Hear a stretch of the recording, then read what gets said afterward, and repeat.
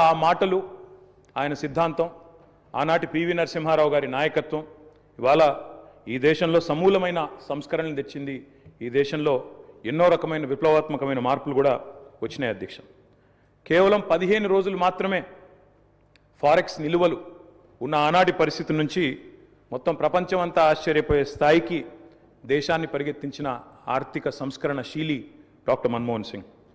అనవసరపు డాంబికాలు, అనవసరపు ఆర్భాటాలు లేకుండా, హడావిడి లేకుండా సింపుల్ లివింగ్, హై థింకింగ్ అనే మాటకి పర్యాయ పదంగా డాక్టర్ మన్మోహన్ సింగ్ గారిని మనం చెప్పుకోవచ్చు అధ్యక్ష. Loyalty is a very rate. Loyalty అనేది, విశ్వాసం అనేది ఇవాళ రాజకీయాల్లో చాలా అరుదైన పదం అధ్యక్ష. అట్లాంటిది తనకు అండగా నిలబడ్డ మరి కాంగ్రెస్ పార్టీకి జీవితాంతం సేవలు అందించిన ఒక మహానుభావుడు డాక్టర్ మన్మోహన్ సింగ్. ఎందుకంటే ఒక ఆర్థిక మంత్రిగా, తర్వాత ప్రధానమంత్రిగా 10 ఏళ్ల పాటు పనిచేసి మరి పూర్తి స్థాయిలో ఆ పార్టీ అధికారం కోల్పోయిన తర్వాత కూడా అంతే స్థాయిలో నమ్మకంగా, ఇందాక ముఖ్యమంత్రి గారు చెప్పినట్టు అవసరమైతే ప్రజాస్వామిక నిరసన కార్యక్రమాల్లో కూడా ఆ పార్టీ తరఫున ఒక సభ్యుడిగా పాల్గొన్న ఒక అభ్యుదయవాది, ఒక నిరాడంబర మనిషి డాక్టర్ మన్మోహన్ సింగ్ అధ్యక్ష. ఆయన ప్రధానమంత్రిగా ఉన్న కాలంలోనే మా నాయకుడు, మా పార్టీ అధ్యక్షులు, తెలంగాణ తొలి ముఖ్యమంత్రి కేసీఆర్ గారు దాదాపు ఒక సంవత్సరన్నర కాలం పాటు వారి క్యాబినెట్లో మంత్రిగా కూడా పనిచేశారు అధ్యక్ష. మంత్రిగా పనిచేసే క్రమంలో ఆనాడు 2004లో కాంగ్రెస్ పార్టీతో పొత్తు పెట్టుకొని మరి ఆనాడు ఎన్నికల్లో గెలిచిన తర్వాత క్యాబినెట్లో భాగస్వామ్య పక్షాలను కూడా ఆహ్వానించి కేసీఆర్ గారి క్యాబినెట్ మంత్రిగా తీసుకున్న తర్వాత వెంటనే ఒక చిన్న చిక్కు సమస్య వచ్చింది అధ్యక్ష. కేసీఆర్ గారికి పోర్ట్ఫోలియో, ఆనాడు షిప్పింగ్ పోర్ట్ఫోలియో ఇవ్వడం జరిగింది.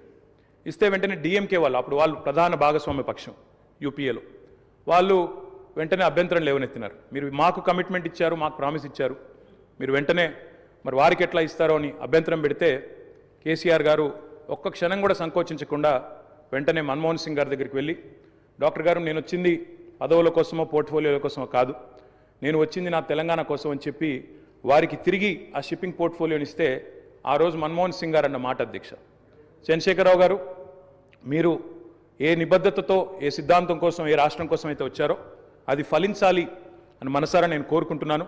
ఇవాళ ఈ నిర్ణయం మీరు ఏదైతే తీసుకున్నారో దీనివల్ల కూడా మీకు కూడా గొప్ప గుర్తింపు, గౌరవం వస్తుంది, మీరు ఒక కర్మయోగిగా గుర్తించబడతారని చెప్పి కూడా వారు చెప్పడం జరిగింది అధ్యక్ష. తదనంతరం 2004 నుంచి 14వ సంవత్సరంలో ఎప్పుడైతే తెలంగాణ రాష్ట్రం ఏర్పడ్డదో పెద్దలు చెప్తారు అధ్యక్ష, nothing can stop an idea who's time has come.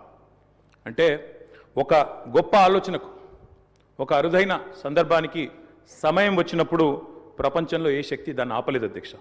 అట్లా మన్మోహన్ సింగ్ గారు కూడా నమ్మారు కాబట్టే ఆనాడు తెలంగాణ ఉద్యమంలో ఉన్న నిబద్ధత, తెలంగాణ ఉద్యమానికి ఉన్న బలం, తెలంగాణ ప్రజల యొక్క పోరాట స్ఫూర్తి ఇవన్నీ కూడా అర్థమైనాయి కాబట్టే 14లో ఆనాడు అనివార్య పరిస్థితుల్లో తెలంగాణ రాష్ట్ర ఏర్పాటు జరిగినప్పుడు అప్పుడు మన్మోహన్ సింగ్ గారి నాయకత్వంలో జరిగింది. తప్పకుండా మేమందరం కూడా దాన్ని మర్చిపోము అధ్యక్ష.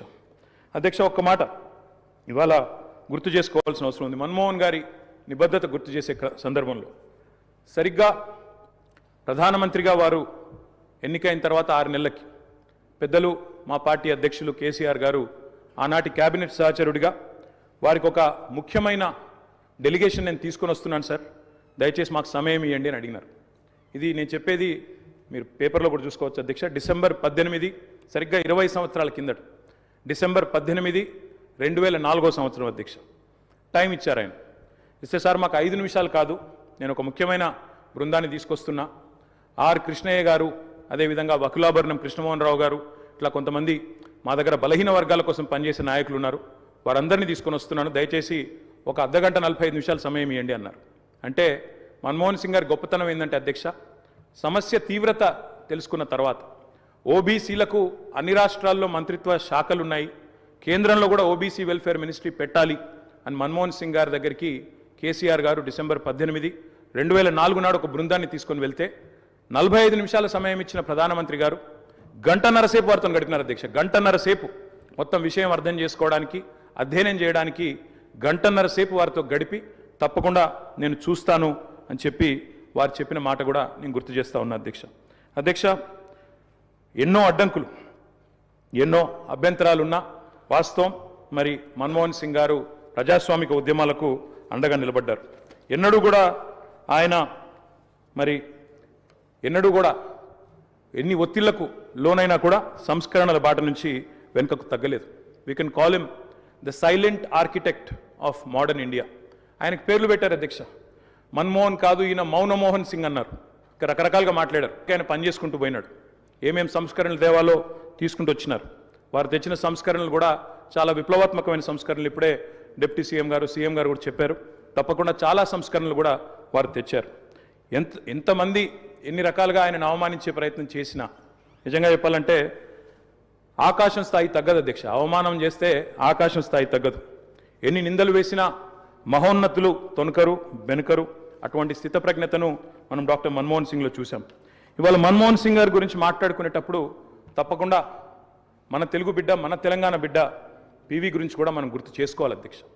మేము మొన్న మా పార్టీ అధ్యక్షులు పెద్దలు కేసీఆర్ గారి ఆదేశం మేరకు పార్టీ వర్కింగ్ ప్రెసిడెంట్గా నేను, నాతో పాటు మా గౌరవ రాజ్యసభ సభ్యులు అందరం కూడా వారి ఇంటికి పోయాం, నివాళులు అర్పించాం.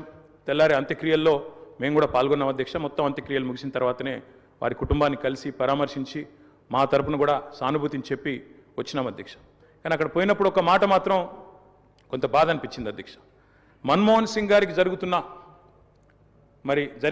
మొన్న జరిగిన వారికి గౌరవప్రదమైన వీడ్కోలు ఢిల్లీలో మన తెలంగాణ బిడ్డ పివి గారికి దక్కలేదు అనే బాధ మాత్రం కొంత అనిపించింది అధ్యక్ష. దయచేసి నేను ముఖ్యమంత్రి గారిని కోరుతా ఉన్నా, ఇది తెలంగాణ శాసనసభ. ఇప్పుడు మీరు అన్నారు తీర్మానం భారతరత్న అన్నారు, సంతోషం. అదే మాదిరిగా విగ్రహం పెడదామన్నారు. తప్పకుండా ప్రభుత్వం ఎక్కడ వారు నిర్ణయిస్తే అక్కడ మేమందరం కూడా వస్తాం అధ్యక్ష. తప్పకుండా అట్లాంటి కార్యక్రమాల్లో కలిసి పాల్గొంటాం.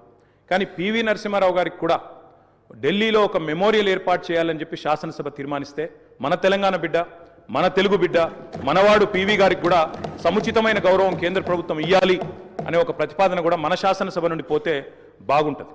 ఎందుకంటే ఢిల్లీలో అందరూ ప్రధానమంత్రులకు మెమోరియల్ ఉంది అధ్యక్ష, కానీ ఒక్క పివి గారికి లేదు. అదొక రకంగా మనకు అవమానం, మనకు తీరని లోటు.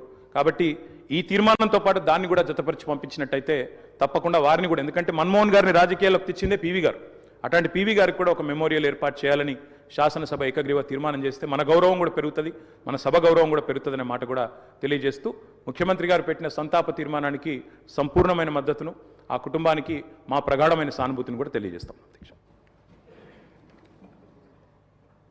గౌరవ మంత్రి గారు టి శ్రీధర్ బాబు గారు.